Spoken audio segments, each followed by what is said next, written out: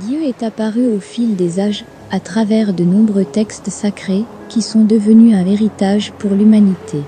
Pour la première fois, dans l'histoire connue de l'humanité, c'est Dieu la Mère, le grand principe féminin de la création, qui transmet un enseignement direct à travers de nombreux messages reçus par la nation essénienne. À travers ces 19 règles, Dieu la Mère éveille et instruit sur un art de vivre avec ses vertus. C'est l'annonce d'une nouvelle façon d'être sur la terre, à l'aube d'un revirement fondamental pour le devenir du monde. Un livre historique exceptionnel, né de l'alliance d'une nation d'hommes et de femmes éveillés avec Dieu, à l'heure où toutes les religions des hommes s'effondrent. Voici des mouvements méditatifs, qui incarnent parfaitement la sagesse de cet art de vivre avec Dieu la Mère. Ils te permettront d'inviter à l'intérieur de toi, la grande lumière de cet enseignement universel.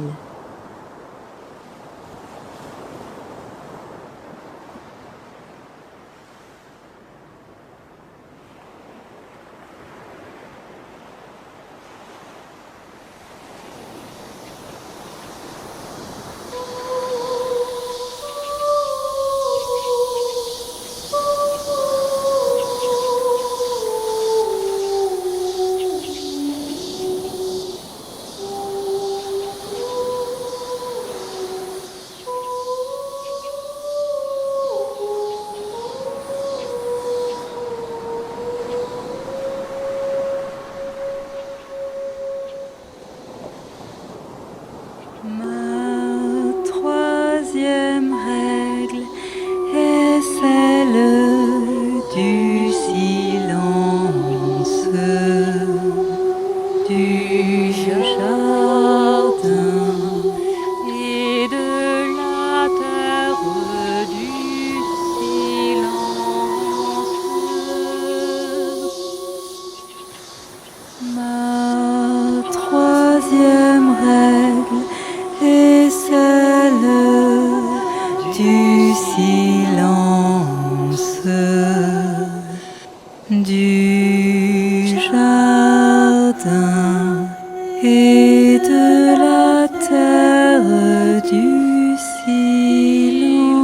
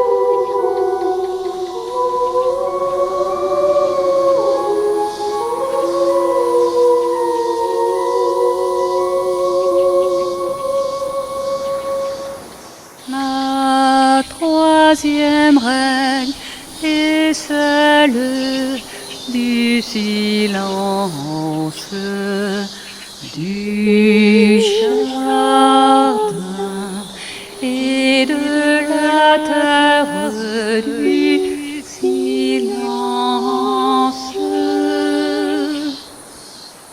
Ma troisième règle est celle du silence, du jardin et de la terre du silence.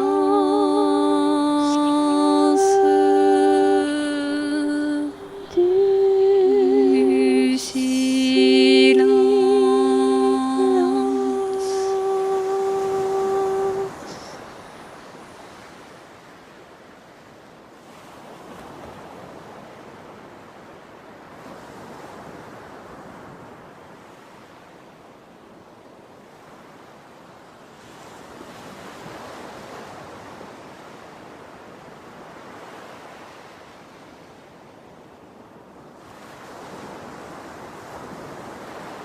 J'ouvre l'œil du ciel pour accueillir les anges.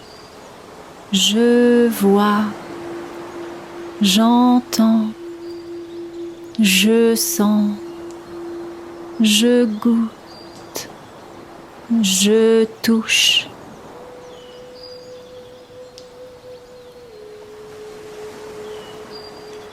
J'équilibre les forces.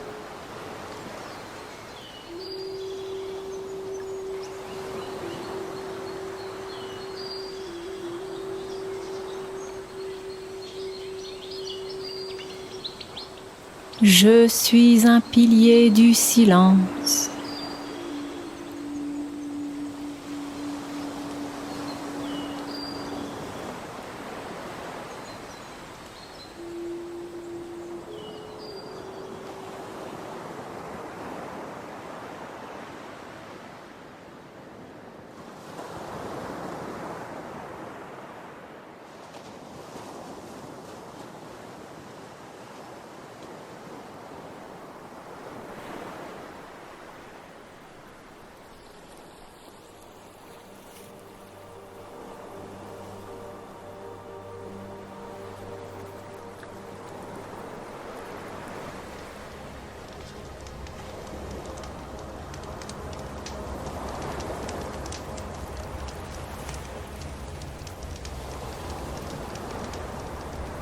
L'honnêteté et la vérité, gage de tous les bienfaits. L'honnêteté est la lumière de Dieu dans la vie intérieure de l'homme. C'est pourquoi vous devez prendre soin de cette vertu en vous, comme la présence de ma flamme au cœur de votre conscience aimante.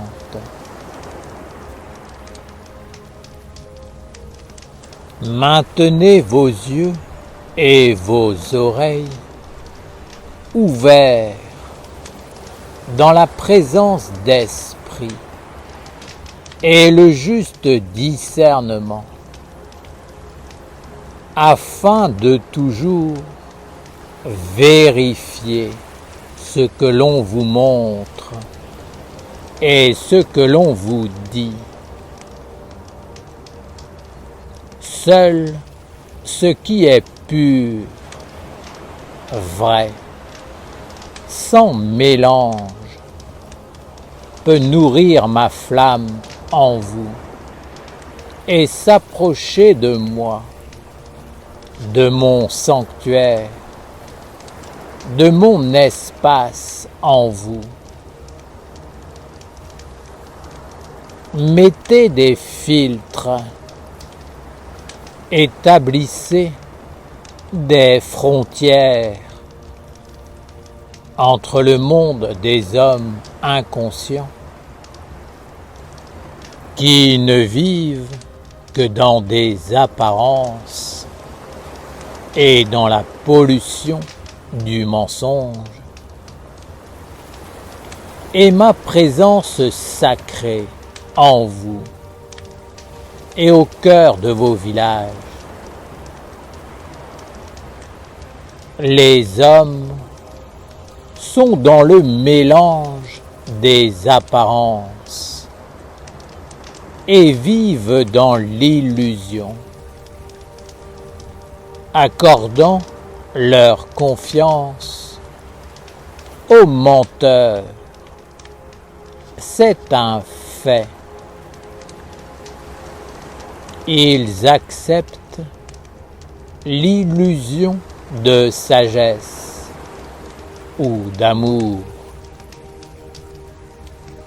Ils acceptent que la personne qu'ils ont devant eux soit fausse, qu'il y ait une différence entre l'apparence que l'on donne et la vérité intérieure. vous devez être conscient de cet état de fait et vous organiser pour préserver mon espace, car moi, je n'accepte pas le mensonge près de moi. Vouloir cheminer vers la lumière est noble, mais c'est ensemble, en tant que nation, que Sainte Assemblée, que vous devez marcher. C'est un corps collectif qui doit se présenter devant moi. Une nation qui marche comme un seul corps. Ce corps doit être clair de votre clarté et honnête de votre honnêteté. Soyez honnête et vrai. Soyez réellement des Esséniens, individuellement et collectivement, de l'union de vos corps, de vos vies intérieures et extérieures. Faites apparaître le nouveau corps de Dieu sur la terre à travers votre alliance et votre peuple.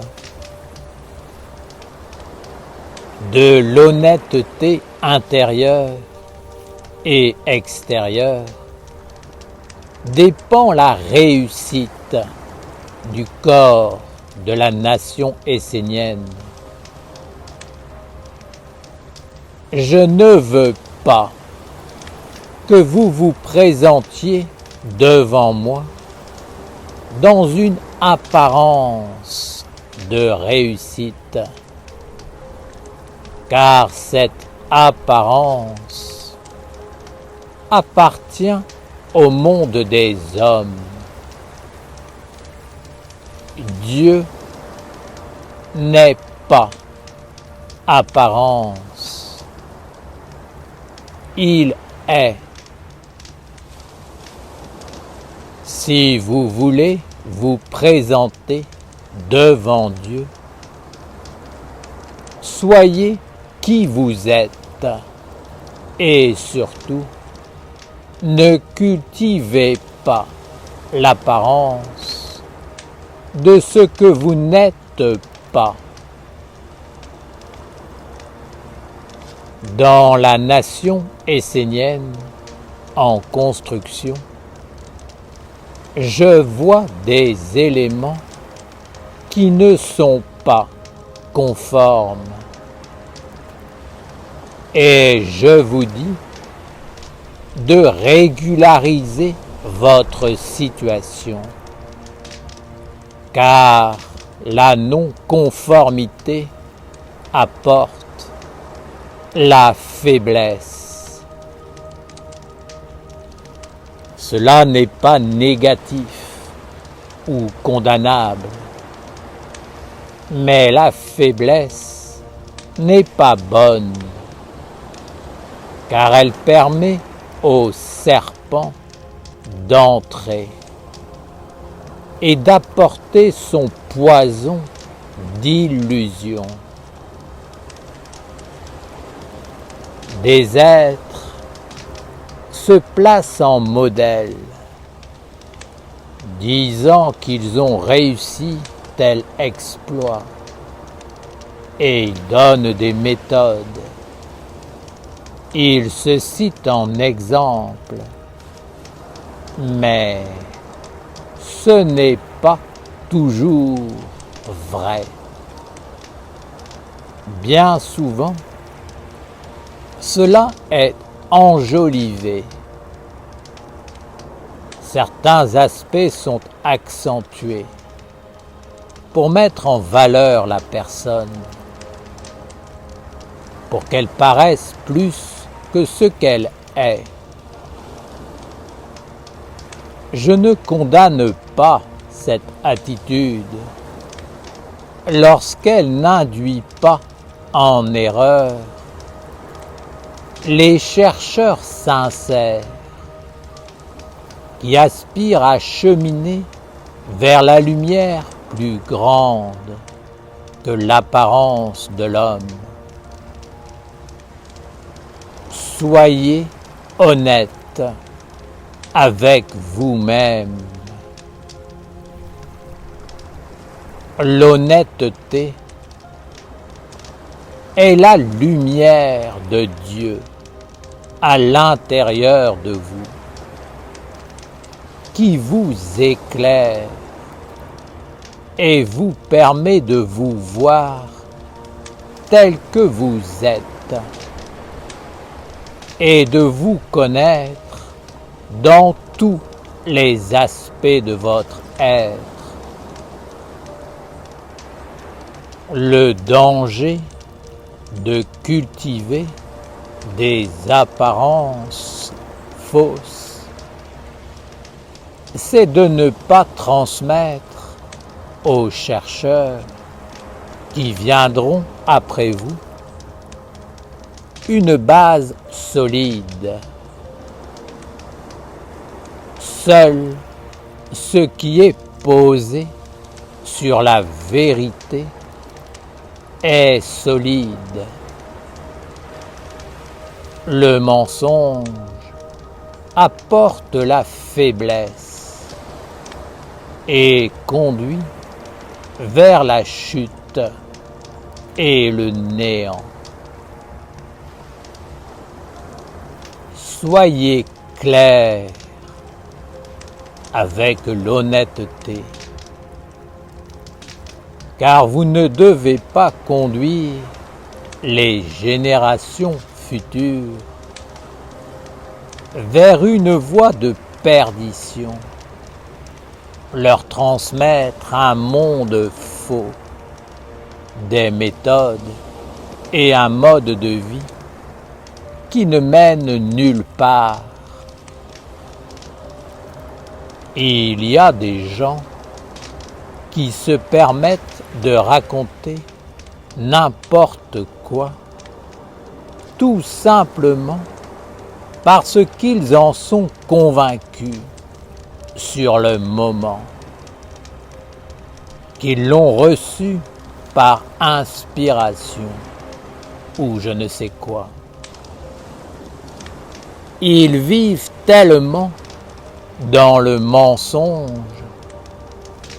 que plus rien n'a de valeur et qu'ils peuvent dire n'importe quoi, pensant que l'impunité est totale. Par exemple, ils vont proclamer que pour atteindre l'état de méditation et de concentration parfaite, il ne faut pas dormir pendant 7 jours. La personne qui dit cela ne l'a jamais réellement vérifié par elle-même. Elle ment. Mais celui qui écoute ne le sait pas. Et s'il commence à appliquer la méthode avec sincérité, il tombera malade et pourra même détruire les organes subtils en lui. Un autre dira que pendant 5 ans, il faut manger seulement une pomme par jour, car lui a pratiqué cette méthode pour atteindre l'illumination. Il dit cela non pas pour aider les autres ou servir la lumière, mais juste parce qu'il veut briller aux yeux des hommes et paraître comme un être exceptionnel. Les hommes sincères vont alors chercher à l'imiter pour finalement tomber malade, être possédés par la bêtise, devenir faibles et perdre leur énergie, tout en espérant atteindre l'illumination, ne comprenant pas que la méthode est fausse et que l'enseignement donné n'a aucun autre motif que de glorifier l'homme qui ment et cultive des apparences mortelles. Prenez soin de Dieu et prenez soin les uns des autres. Si l'un d'entre vous paraît plus sage, plus éveillé, plus clair, faites en sorte que son autorité ne conduise pas les autres dans l'erreur et sur un chemin dont la seule issue est l'échec. Je dis aux Esséniens, ne croyez pas ce que l'on vous dit sans l'avoir vérifié. La vérification est toujours nécessaire, car vous devez vénérer la vérité et toujours la chercher. Rien ne doit exister sans elle.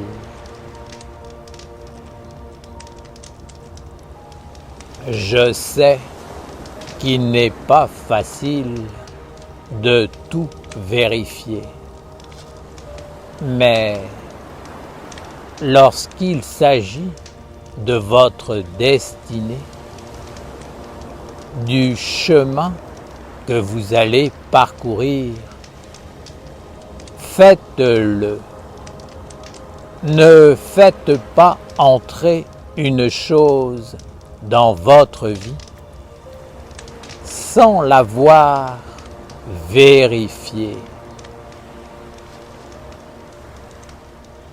Père Michael, veux-tu nous dire que nous devons utiliser la sagesse des anciens pour vérifier tout ce que le monde moderne nous propose et nous dit? Je dis que l'homme qui s'est voué à ne vivre que pour le corps mortel aime à être mis en valeur dans les apparences et qu'il a tendance à raconter n'importe quoi pour parvenir à ce but. Son but n'est pas la vérité, mais de réussir dans le monde du mensonge. Ainsi, tout ce qu'il propose mène à l'échec. et vous devez le savoir afin de ne pas vous engager dans ces voies, mais d'ouvrir d'autres chemins pour vous-même et les générations futures. L'homme mortel se moque de vivre ou de ne pas vivre ce qu'il dit, car il est tellement habitué à vivre dans un monde d'apparence futile qu'il ne sait pas faire la différence entre ce qui est vrai et ce qui est faux. Le faux est pour lui naturel. Il affirme connaître, savoir, vivre, et cela lui suffit. Surtout si les autres le croient. Il ne veut pas vivre autre part que dans les yeux des autres.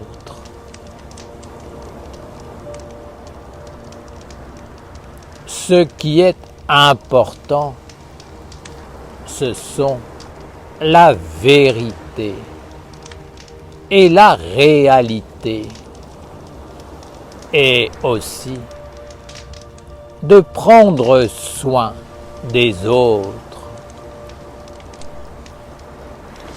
Ainsi, tu ne peux pas et ne dois pas transmettre ce qui n'est pas vrai, car tu conduirais les autres dans la faiblesse et le néant. Seul ce qui est apporte la réussite. Ce qui n'est pas ne conduit à rien. Croire en ce qui n'est pas, c'est fonder sa vie sur l'échec. Ne raconte pas que tu peux t'abstenir de dormir pendant 7 jours si tu ne l'as pas fait, si tu as simplement veillé pendant 2 jours, ou si tu as dormi juste 3 heures par jour.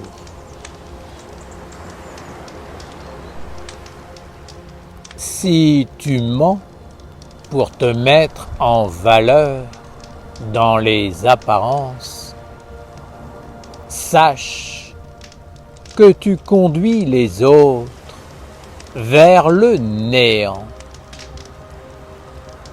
Si tu le fais en disant que c'est au nom de la religion de Dieu, tu seras grandement puni de ta faiblesse, de ton manque de respect et de ton orgueil, de vouloir briller aux yeux des autres, en conduisant les chercheurs sincères vers le néant de ton être. Aucun homme n'est supérieur par sa parole vide de sens. Mais l'homme devient beau et noble par les actes qu'il pose, par les œuvres qu'il fait. par l'amour qu'il donne,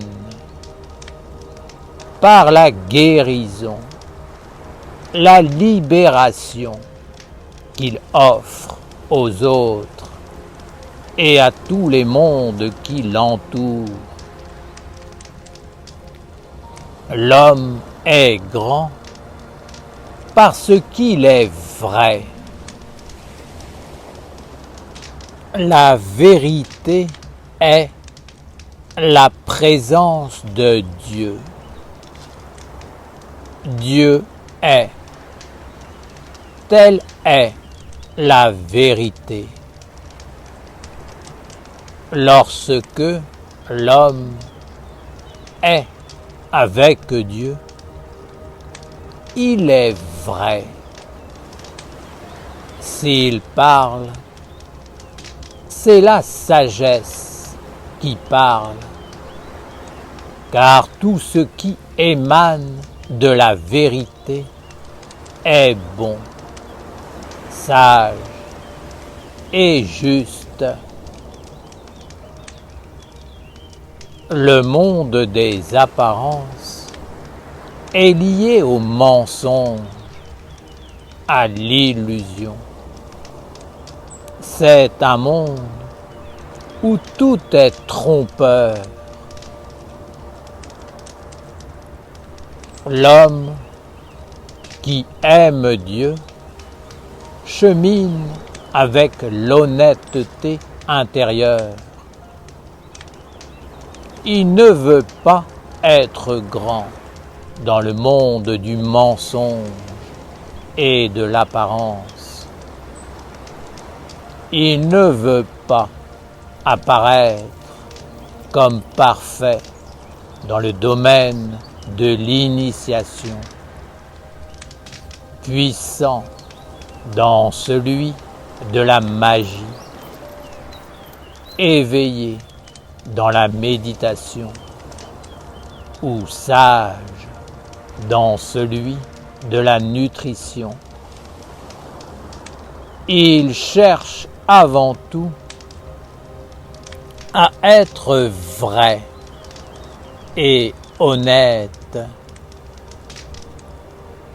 La vérité et l'honnêteté dans l'homme sont le bien commun qui apporte tous les bienfaits de la vie.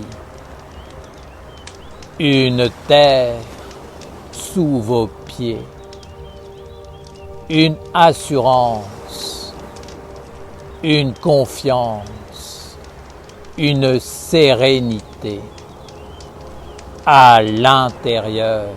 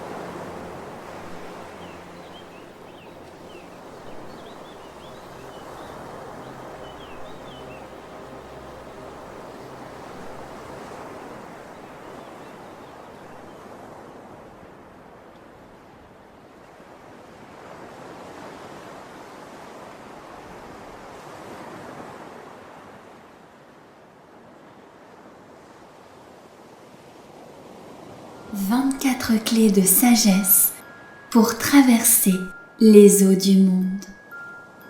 Pour vivre sous la grande protection du ciel angélique de l'archange Gabriel, nous devons apprendre à maîtriser les 24 clés de la sagesse qu'on appelle les 24 sages.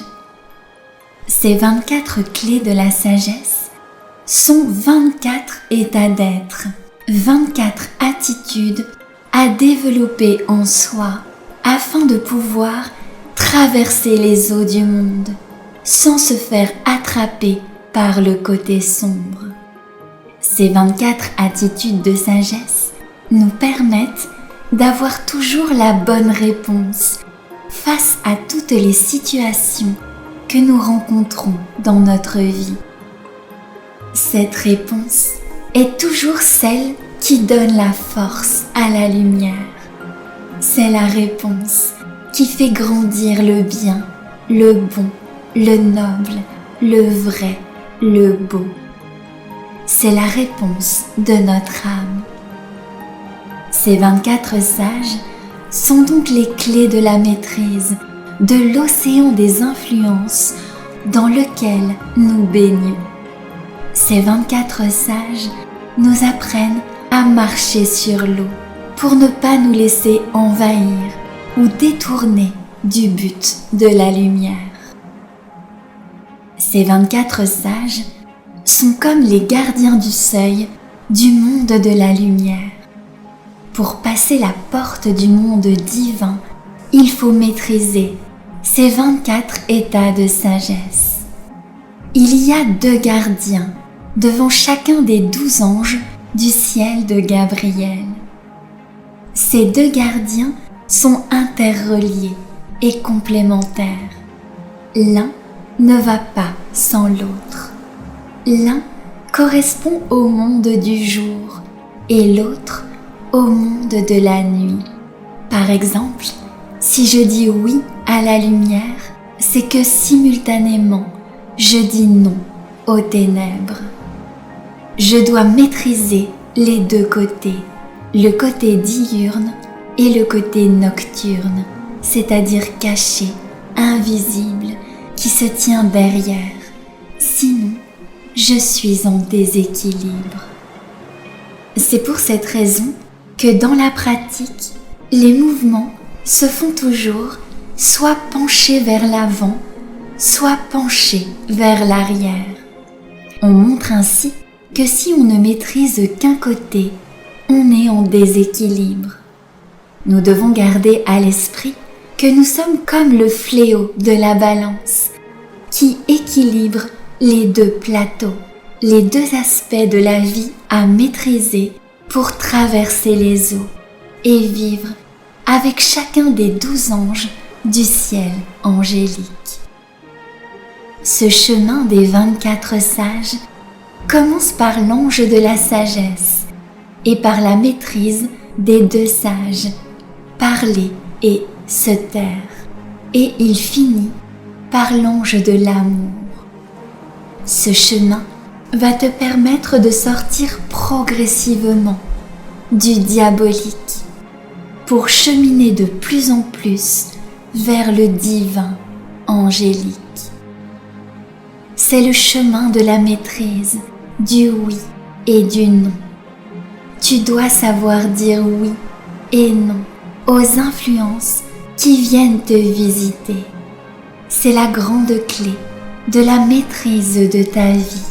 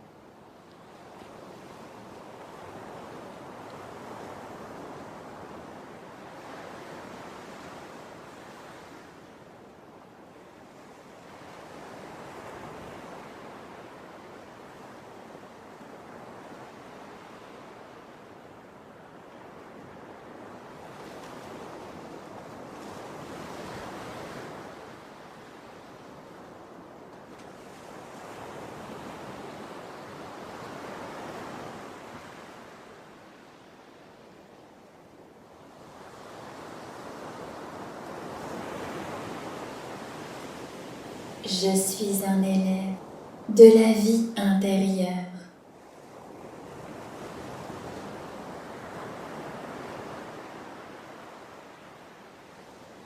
Savoir discerner. Je suis un élève du discernement.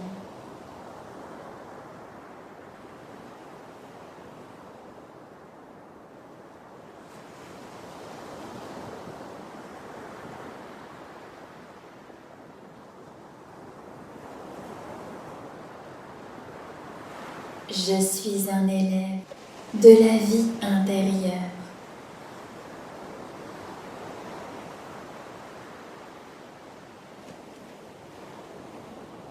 Savoir discerner. Je suis un élève du discernement.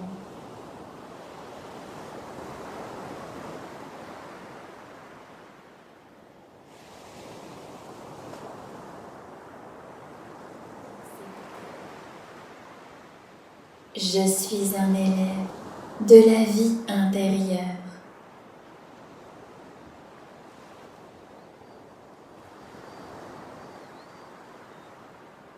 Savoir discerner. Je suis un élève du discernement.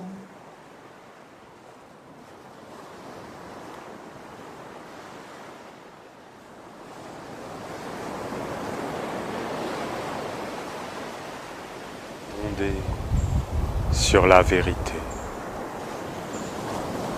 inspiré par la magie, éclairé par la clarté, guidé par l'harmonie.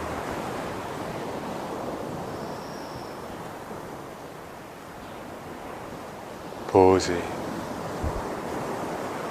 par le grand calme. Ainsi soit notre œuvre, faisant apparaître par la maîtrise le messager de la lumière. Amen.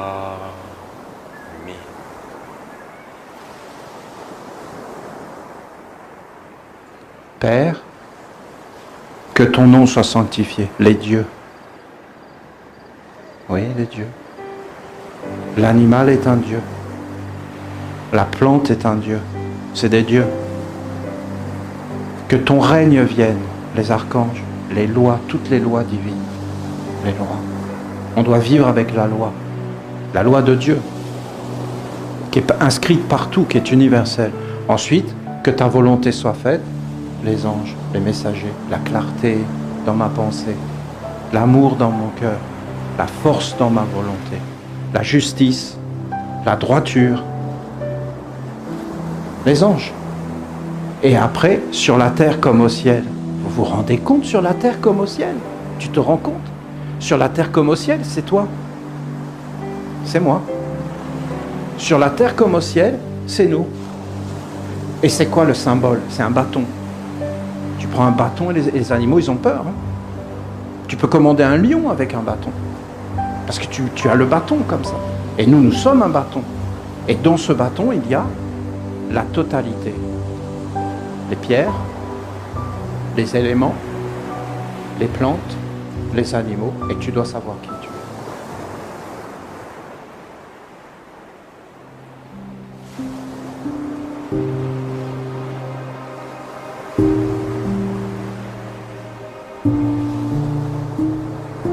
Nul ne va au Père sans passer par moi. Le Père et moi, nous sommes un. Nul ne va au Père sans passer par moi. Le Père et moi, nous sommes un.